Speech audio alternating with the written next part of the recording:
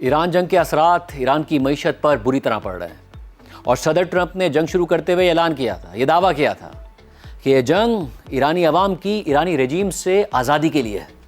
مگر اس وقت سب سے زیادہ ایرانی عوام ہی متاثر ہو رہے ہیں اور رجیم تو اپنی جگہ قائم ہے۔ جب دسمبر کے آخر میں ایران میں خراب معیشت، مہنگائی، بے روزگاری اور گرتی ہوئی کرنسی کے خلاف احتجاج شروع ہوئے تو اس وقت ایک ڈالر 14 لاکھ ایرانی ریال کا ہو چکا تھا، جبکہ اس سے ایک سال پہلے ایک امریکی ڈالر 8 لاکھ ایرانی ریال کا تھا، یعنی ایک سال میں ایرانی ریال کی قیمت تقریباً آدھی ہو کر رہ گئی تھی۔ اور 2 ماہ پہلے یعنی جنگ شروع ہونے سے پہلے ایک امریکی ڈالر 17 لاکھ ایرانی ریال کا ہو چکا تھا، مگر آج امریکہ کی ناکہ بندی کے بعد ایرانی ریال تاریخ کی کم ترین سطح پر پہنچ گیا ہے اور ایک امریکی ڈالر 18 لاکھ ایرانی ریال کا ہو چکا ہے۔ 18 لاکھ ایرانی ریال۔ اور ایک طرف امریکہ نے ایران کی ناکہ بندی کی ہوئی ہے تو دوسری طرف چین کی ان ریفائنریز پر پابندی بھی لگا دی ہے جو ایرانی تیل خریدتی ہیں۔ ساتھ ہی امریکہ کے ٹریجری سیکرٹری اسکاٹ بیسنٹ نے یہ اعلان کر دیا ہے کہ ایرانی ایئر لائنز کے ساتھ دنیا میں جو بھی کمپنی کام کرے گی تو اسے بھی امریکی پابندیوں کا سامنا کرنا پڑے گا، اور ان کے مطابق یہ امریکہ کے ایران کے خلاف آپریشن اکنامک فیوری کا حصہ ہے۔ اسکاٹ بیسنٹ نے دنیا کے دیگر ممالک کو یہ کہہ کر بھی خبردار کیا ہے کہ وہ اپنے ملک میں ان کمپنیز کے خلاف بھی ایکشن لیں جو ایرانی ایئر لائنز کو جیٹ فیول، کیٹرنگ یا مینٹیننس فراہم کرتی ہیں، جبکہ ریسرچ فرم کیپلر کے مطابق امریکہ کے نیول بلاکیڈ کی وجہ سے ایران اپنا تیل نہیں بیچ پا رہا ہے اور اب ایران کے پاس تیل کو ذخیرہ کرنے کی جگہ تیزی سے ختم ہو رہی ہے۔ کیپلر کے مطابق اب ایران کے پاس 12 سے 22 دن کی مزید اسٹوریج موجود ہے، اور اگر اس وقت تک نیول بلاکیڈ ختم نہ ہوا تو پھر ایران کو اپنی روزانہ کی پروڈکشن میں 15 لاکھ بیرلز تک کی کمی کرنا پڑے گی۔ گولڈمن سیکس کے مطابق ایران پہلے ہی سعودی عرب، عراق، کویت اور متحدہ عرب امارات کی طرح اپنی پروڈکشن کم کر چکا ہے، اور اب اس میں مزید کمی کرنی پڑے گی، کیونکہ تیل کے کنووں کو بند کرنا یا ان کی پروڈکشن کو کم کرنا آسان نہیں ہوتا، کیونکہ دوبارہ پروڈکشن بڑھانے یا شروع کرنے میں بہت وقت لگ سکتا ہے، نقصان بھی ہو سکتا ہے۔ مگر اس وقت مسئلہ یہ ہے کہ ایران اپنے تیل کے کنووں سے تیل تو نکال رہا ہے، مگر امریکہ کے نیول بلاکیڈ کی وجہ سے اسے سپلائی نہیں کر پا رہا ہے، اسی لیے تیل کو اسٹور کرنا پڑ رہا ہے اور اسٹوریج کی جگہ تیزی سے ختم ہو رہی ہے۔ امریکی بلاکیڈ سے پہلے ایران نے مارچ میں روزانہ 18 لاکھ بیرلز تیل سپلائی کیا، اور کیپلر کے مطابق اب اس میں 70% کمی آ چکی ہے، اور بلومبرگ کے مطابق ایک 29 سال پرانا ایرانی سپر ٹینکر ناشا ایک لمبے عرصے تک ریڈار سے غائب رہنے کے بعد اچانک نمودار ہوا ہے، جو اس بات کی نشاندہی کرتا ہے کہ اسٹوریج کی جگہ تیزی سے ختم ہونے کی وجہ سے ایران اب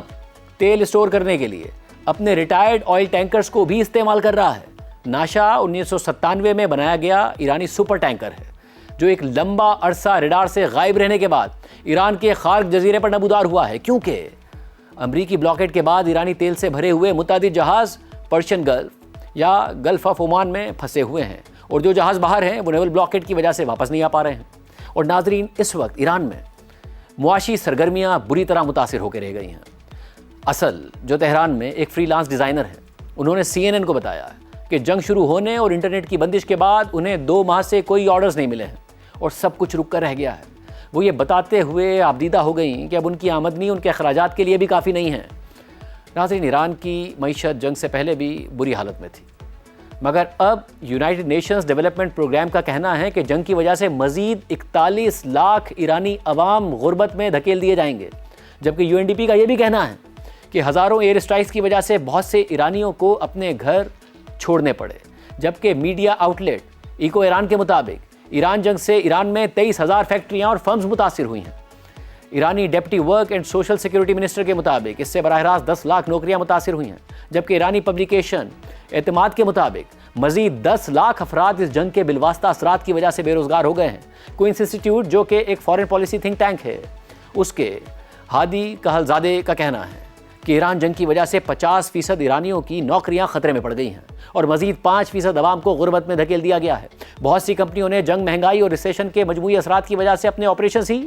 بند کر دیے ہیں۔ ایران میں مارچ میں 72% مہنگائی ریکارڈ کی گئی، مگر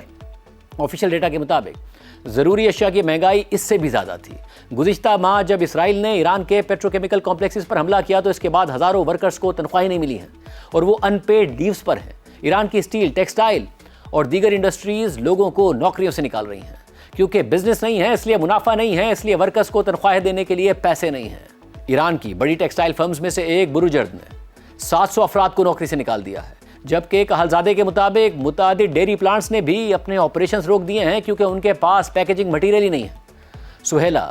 جو کہ ایک سینئر فلائٹ اٹینڈنٹ تھیں، انہوں نے نیوز ویب سائٹ فرارو کو بتایا کہ 28 فروری کو جب وہ اپنے گھر سے فلائٹ پر جانے کے لیے نکلنے ہی والی تھی تو انہیں ایک کولیگ کی کال آئی اور اس نے بتایا کہ سب کچھ کینسل ہو گیا ہے۔ انہوں نے مزید بتایا کہ ہمارا ایئر لائن کے ساتھ کانٹریکٹ مارچ تک کا تھا، اس لیے جب تک فلائٹس دوبارہ شروع نہیں ہوں گی اس وقت تک ہمیں تنخواہیں بھی نہیں ملیں گی۔ اور ناظرین، ایران میں ایئر لائن آپریشنز تو اب دوبارہ شروع ہو گئے ہیں، مگر جنگ سے پہلے کے مقابلے میں چند فلائٹس ہی آپریٹ کر رہی ہیں اور اب بھی ایئرپورٹس پر پہلے کے مقابلے میں سناٹے کا عالم ہے، اور یہی صورتحال پورے ملک میں ہے، کیونکہ آفیشیل ڈیٹا کے مطابق 1,47,000 ایرانیوں نے پچھلے 2 ماہ میں ان امپلائمنٹ انشورنس کے لیے اپلائی کیا ہے، جو گزشتہ سال سے 3 گنا زیادہ ہے۔ ایرانی میڈیا کے مطابق ایران کی سب سے بڑی ای کامرس فرم ڈیجی کالا نے اپنے مختلف ڈپارٹمنٹس میں بہت سے لوگوں کو نوکری سے نکال دیا ہے۔ جعفر، جو کہ ایران میں ایک ڈیٹا انالسٹ ہیں، انہوں نے فرارو کو بتایا کہ انہیں اپنی کمپنی کے آپریشنز مکمل طور پر بند کرنے پڑے اور 50 لوگوں کو نوکری سے نکالنا پڑا، اور اب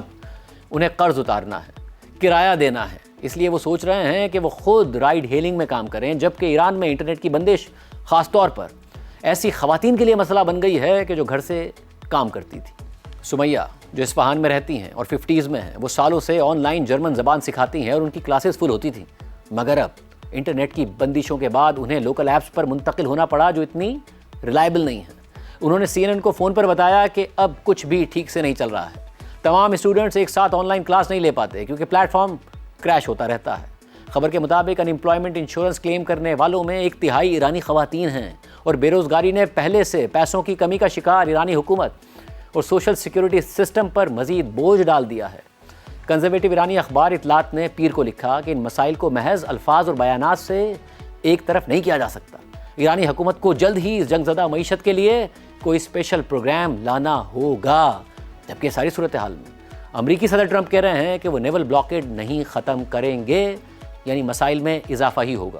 نہ صرف ایران کے لیے بلکہ ساری دنیا کے لیے، کیونکہ برینٹ کروڈ کی قیمت آج $119 فی بیرل کی سطح سے بھی تجاوز کر گئی۔